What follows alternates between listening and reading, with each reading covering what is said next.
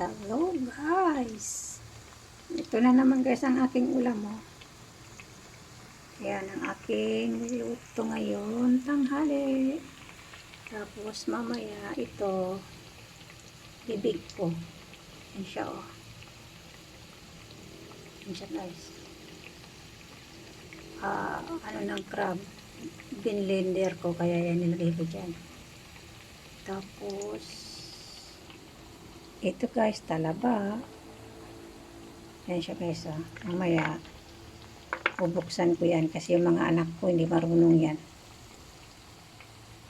Bago nila kainin, nabuksan na kasi hindi nila alam paano kainin yan eh. Paano magbukas.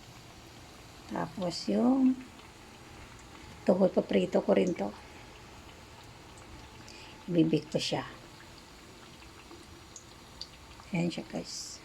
Maliliit pero ang tataba guys, oh. Ang tataba niya. Yan guys, ang taba oh.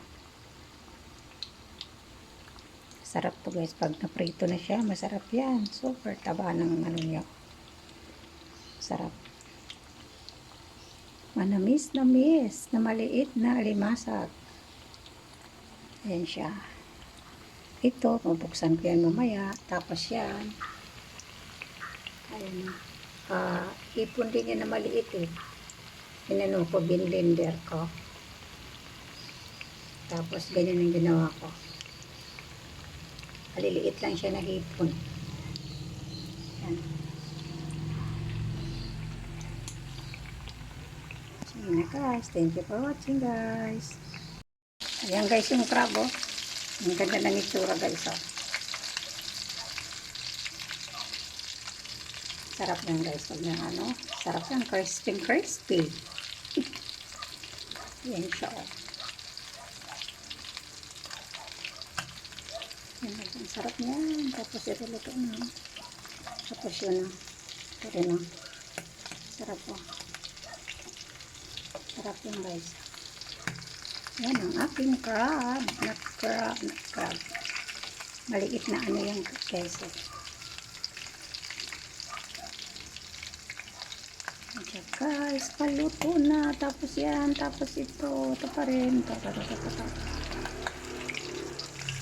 Thank you for watching guys. Babush. Ay naku guys. Luto na naman ako guys. Oh. Isda. Tapos yung natira kagabi na hipon na dalawa. Ngayon yung isda. Ulo. Yan ang aking kakainin ngayon. Kasi mag-isa lang ako sa bahay. Mga bata pumasok. Kaya ito. Yung hipon na yan. Yung ulam kagabi natira. Tapos yan ngayon, yung isda na ulo. Ayan siya guys. Thank you for watching guys. Kasi luto na yung aking ulam. Thank you for watching.